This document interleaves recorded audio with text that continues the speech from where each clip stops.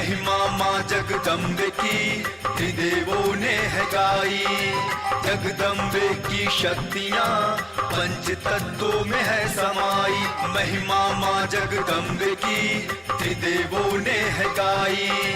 जगदम्बे की शक्तियाँ पंच तत्वों में है समाई। महिमा माँ जगदम्बे की, महिमा माँ जगदम्बे की, महिमा माँ जगदम्बे की, महिमा माँ जगदम्बे की।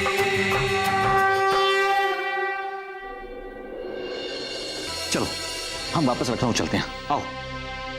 रुक जाइए, मैं देवी विशालाक्षी मंदिर का मुख्य पुजारी हूं। इस बच्चे को देवी मां के दर्शन कर लेने दीजिए। देखिए पुजारी जी, हमें कोई दर्शन नहीं करना। आओ सोनी बेटिया तुम चलो। देखिए, ये बच्ची देवी मां के दर्शन किए बिना यहां से नहीं जा सकती। विशालाक्षी मंदिर में आज एक भक्त कन्या उनके दर्शन पाने के लिए व्याकुल हो रही थी। उस भक्त कन्या को देवी के विधिवत दर्शन कराए गए, तब कहीं जाकर मंदिर के द्वार बंद हो पाए। मेरा नाम सत्यवती है। इस दुर्गंध के कारण कोई मेरे निकट भी नहीं आता। उसका और पराशर ऋषि का पुत्र महान वेदवेता व्यास बने।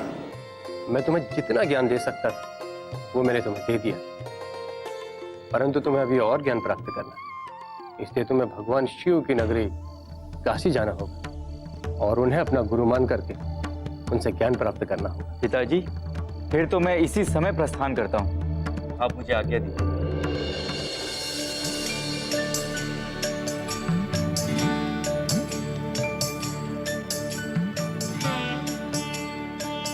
मैं आपके जल को स्पर्श कर कर आपको प्रणाम करता हूँ।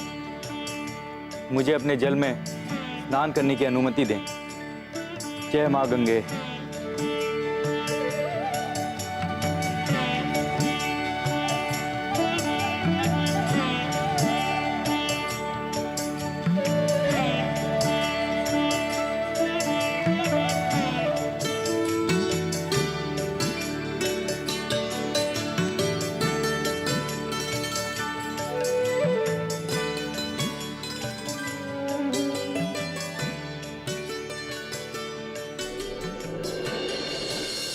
राम राम भैया। राम राम। मैं कब से देवादिदेव शिव जी को ढूंढ रहा हूँ। देवादिदेव शिव जी अर्थात भोले बाबा? हाँ, क्या मुझे उनका पता बता सकते हैं? वो तो रमता जोगी और बहता पानी है। आज यहाँ है तो कल कैलाश में, नहीं तो उज्जैन में। वो तो कहीं भी चले जाते हैं। पर पिताजी तो कह रहे थे काशी नगरी उनका धाम है। हाँ, तुम्हारे पिताश्री सत्य बोल रहे थे। उनका भवन काशी विश्वनाथ है।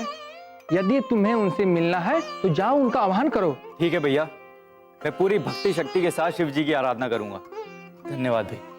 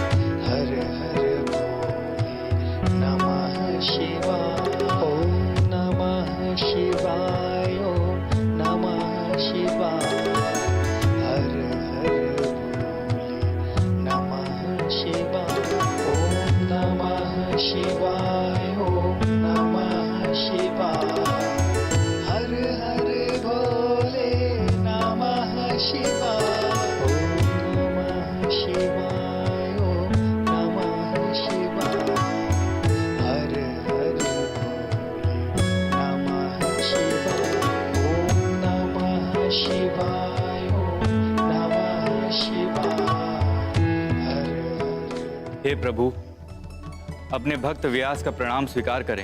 हे त्रिलोचधारी, हे त्रिनेत्रधारी, मैं आपको अपना गुरु बनाने आया हूं। कृपया करके मुझे अपना शिष्य स्वीकार करें।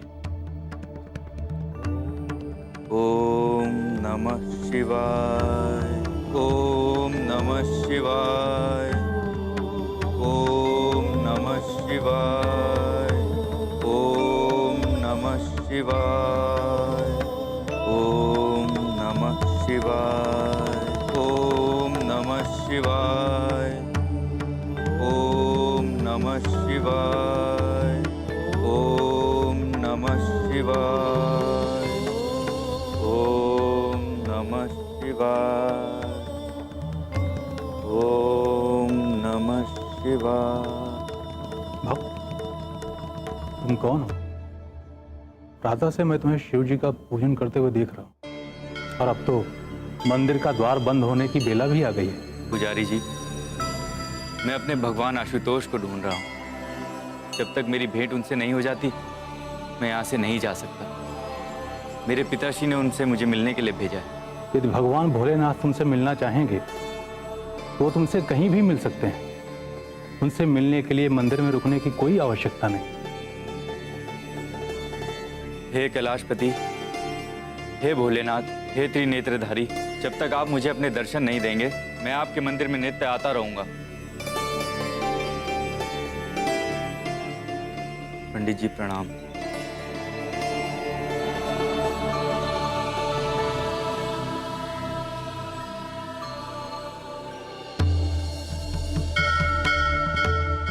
ओम नमः शिवाय। ओम नमः शिवाय। ओम नमः शिवाय। ओम नमः शिवाय।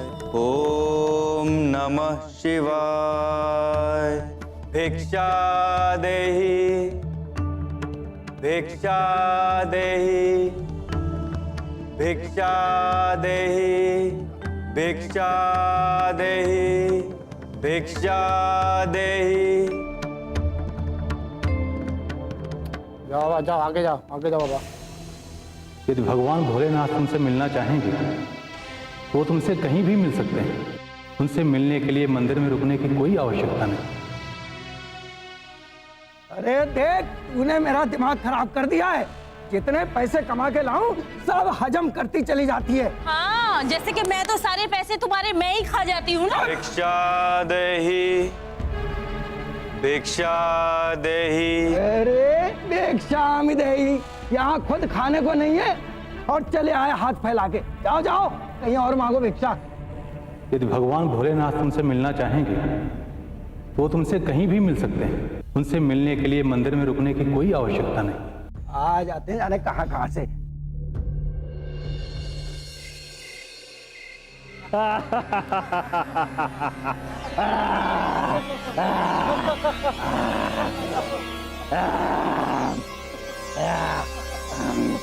आओ बंधु आओ, तुम भी मांसाहार मदिरा का लुत्फ उठाओ।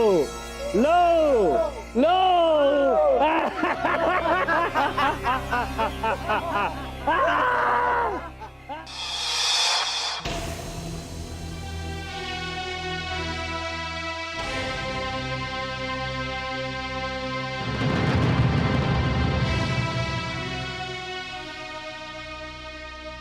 यदि भगवान भोलेनाथ तुमसे मिलना चाहेंगे तो वो तुमसे कहीं भी मिल सकते हैं। उनसे मिलने के लिए मंदिर में रुकने की कोई आवश्यकता नहीं।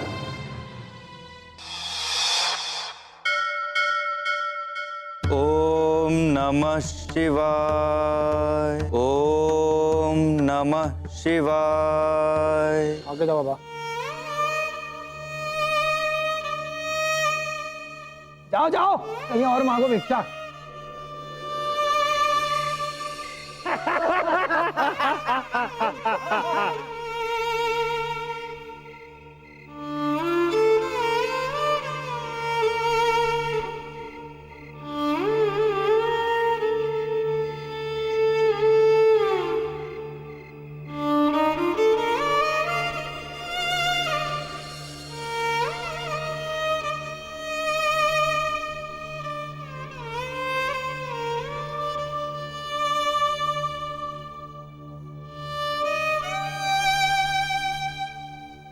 लोगों ने तो अन्न का एक दाना भी नहीं दिया, द्वार से भूखा ही लौटा दिया।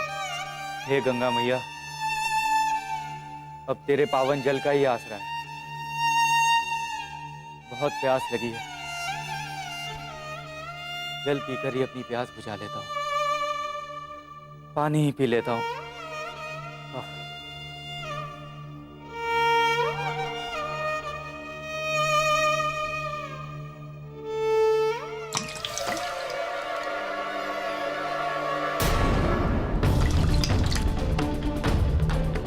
ये क्या, इतना दूषित पानी?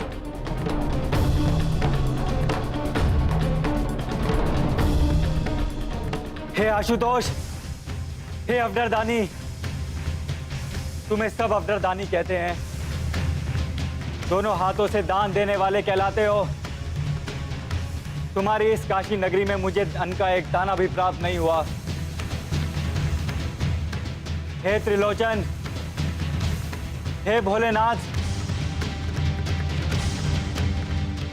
ये वशिष्ठ का प्रपौत्र व्यास तुम्हारी नगरी में तुम्हारा शिष्य बनने के लिए आया, तुम्हें अपना गुरु बनाने के लिए आया, तुमसे तुम्हारी नगरी में ज्ञान प्राप्त करने के लिए आया। तुम तो मिले नहीं, परंतु तुम्हारी नगरी में मुझे अन्न का एक दाना भी प्राप्त नहीं हुआ। और यहाँ तक कि तुम्हारी इस प्रिय गंगा, इसने भी मुझे मेरी प्यास बुझाने से इनकार कर दिया। इसीलिए देवेश्वर, ना मुझे अब अन्न का दाना चाहिए, ना ही जल।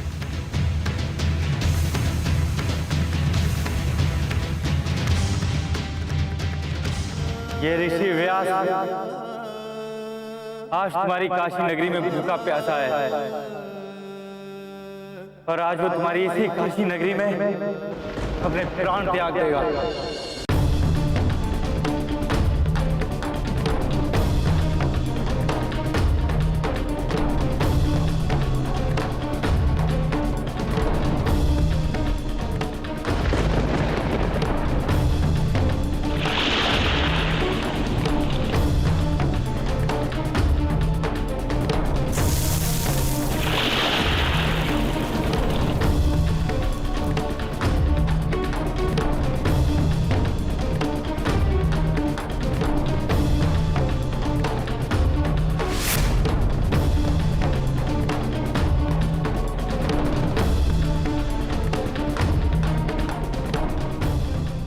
ये क्या हो रहा है? ये अकस्मात मेरा इंद्रलोक और मेरा इंद्रासन क्यों डोलने लगा? ऐसा क्यों हो रहा है? लगता है कि पुनः कोई तपस्वी मेरे इंद्रलोक के सिंहासन को प्राप्त करने के लिए घोर तपस्या कर रहा है। किंतु कौन हो सकता है? नारायण नारायण। देवर्षि, आप? प्रणाम देवर्षि। प्रणाम देवराज। देवर्षि, ये अकस्मात मेरा इंद्रलोक क्यों डोल उठा? नारायण नारायण। देवराज इंद्र, पराशर पुत्र व्यास जी के कारण ये सब हो रहा। व्यास जी के कारण? हाँ देवराज। मेरे आश्रम में तुम्हारी शिक्षा पूर्ण होनी थी, परंतु तुम्हें अभी और ज्ञान प्राप्त करना है। इसलिए तुम्हें भगवान शिव की नगरी काशी जाना होगा और उन्हें अपना गुरु मानकर उनसे ज्ञान प्राप्त करना होगा। फिर तो मैं इसी समय प्रस्थान करता हूँ। मुझे आज्ञा दीजिए पिताजी। यदि भगवान भोलेनाथ तुमसे मिलना चाहेंगे तो तुमसे कहीं भी मिल सकते हैं। उनसे मिलने के लिए मंदिर में रुकने की कोई आवश्यकता नहीं। ये ऋषि व्यास आज तुम्हारी काशी नगरी में भूखा प्यासा है, और आज वो तुम्हारी इसी काशी नगरी में अपने प्राण त्याग देगा। किंतु देवर्षि, ये तो बड़े ही आश्चर्य की बात है। भोलेनाथ ने ऋषि कुमार को दर्शन क्यों नहीं दिए? नारायण नारायण। इसमें आश्चर्य की क्या बात है देवराज जी? भोलेनाथ की लीला बड़ी ही विचित्र होती है। वो कब, कहाँ, कैसे, किसको दर्शन दे, ये स्वयं भोलेनाथ ही जाने। नारायण नारायण। देवर्षि, आप तो सर्वज्ञ हैं, सर्वत्र ही भ्रमण करते रहते हैं। तनिक अपनी दिव्य दृष्टि से देखकर बताइए कि भोलेनाथ हैं कहाँ? नारायण नारायण। भगवान भोलेनाथ समाधि में लीन है। भोलेनाथ समाधि में लीन है? ये तो बड़ी ही विकट समस्या उत्पन्न हो गई है देवर्षि। अब क्या होगा? देवर्षि, यदि ऋषि कुमार ने भूख प्यास के कारण अपने प्राण त्याग दिए तो अनर्थ हो जाएगा। देवर्षि, अब आप ही कोई मार्ग बतलाए। देवर्षि, आप ही इसी समय जाकर ऋषि कुमार के लिए उत्तम भोजन का प्रबंध कराएं। नारायण नारायण। देवराज, मैं कदापि उनके समक्ष नहीं जाऊंगा।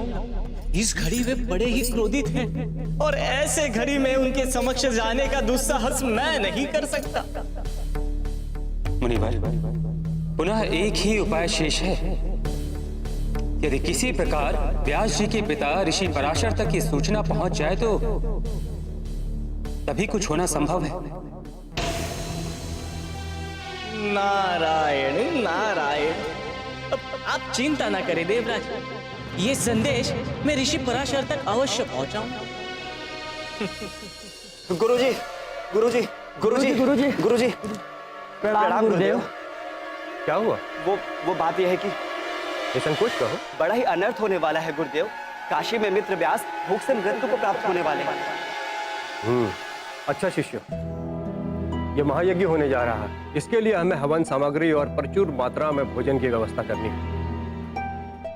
इतनी बड़ी घटना घटित होने वाली है हमारे मित्र के साथ, और गुरुवर को अपने पुत्र की तनिक चिंता भी नहीं। गुरुदेव, आपको अपने पुत्र की तनिक भी चिंता नहीं। कुछ कीजिए हमारे मित्र व्यास के लिए। आपको ये कैसे ज्ञात हो गया कि भूख और प्यास के कारण व्यास का जीवन समाप्त होने वाला है? हम लोगों को स्वयं देवर्षि नारद जी ने बताया था। हाँ, उद्यान में जब हम पुष्प चुन रहे थे।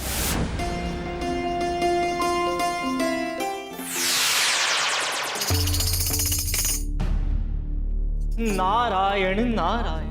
प्रणाम देवर्षि। आज आप इस उपवन में कोई विशेष उद्देश्य? आप दोनों यहाँ अपने गुरुजी के पूजा पाठ के लिए पुष्प तोड़ रहे हैं, और वहां आपके मित्र अर्थात गुरुपुत्र व्यास के प्राण संकट में हैं। हमारे मित्र व्यास के प्राण संकट में? ऐसा क्या हो गया उन्हें? उन्हें काशी में किसी ने भिक्षा नहीं दी। गंगा का जल पीने का प्रयास किया, परंतु वो भी दूषित था। इसलिए व्यास क्रोधित होकर अपने प्राण त्यागने के लिए। ये तो बड़ा अनर्थ ही हो जाएगा। शीघ्र चलो गुरुजी के पास, उन्हें इसकी सूचना देनी होगी। हाँ, हमारे मित्र के प्राण संकट में हैं। प्रणाम देवर्षि। कल्याण हो। नारायण नारायण। शीघ्र कुछ कीजिए गुरुदेव, मित्र व्यास के प्राणों पर संकट है। हाँ गुरुदेव। बस तुम व्यर्थ चिंता कर रहे हो। काशी स्वयं आशुतोष की नगरी, और व्यास वहां उनके शिष्य बनने गए हैं। ऐसा क्या है गुरुदेव भोलेनाथ की नगरी में? हमें भी बताइए। काशी नगरी आशुतोष की प्रिय नगरी। ऐसी मान्यता है कि प्रलय काल में उन्होंने काशी नगरी को अपने त्रिशूल में उठा लिया था, और सृष्टि काल में और उसे त्रिशूल से उतार कर पृथ्वी पर ले आए थे। ऐसी नगरी में शिव भक्त का हित कैसे हो सकता? तुम व्यर्थ चिंता कर रहे हो। उसकी चिंता तो स्वयं भगवान करें, भोले शंकर। अवश्य यह कोई उनकी लीला होगी। वत्स के प्राणों को कोई कष्ट नहीं होगा।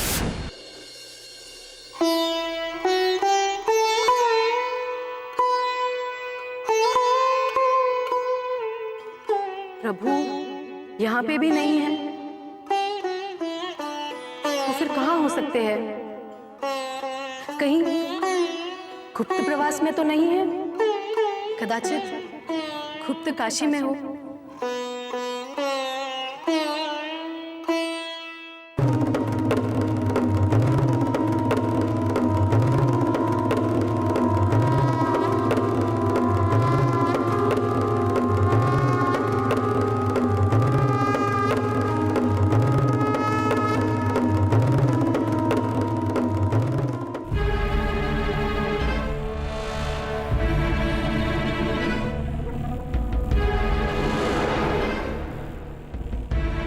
मेरा अनुमान सत्य निकला। प्रभु यहाँ काशी में समाधिस्थ है।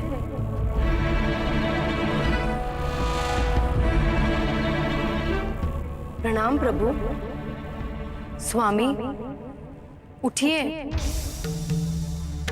आप यहाँ समाधिस्थ हैं, और वहाँ आपका एक भक्त आपकी काशी में भूख के कारण अपने प्राण त्याग रहा है। अपने नेत्र खोलिए स्वामी। स्वामी अपने नेत्र खोलिए। स्वामी,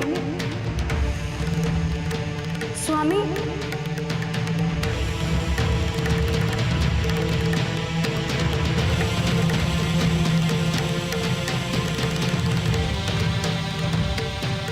क्या मैं प्रभु को स्पर्श नहीं कर पा रही हूँ? देवी सती, मुझे ज्ञात है मेरी प्रिय नगरी काशी में मेरा भक्त भूख प्यास से व्यथित होकर प्राण त्यागने की ठान बैठा है और आपका मात्र हृदय उसके लिए व्याकुल हो उठा है।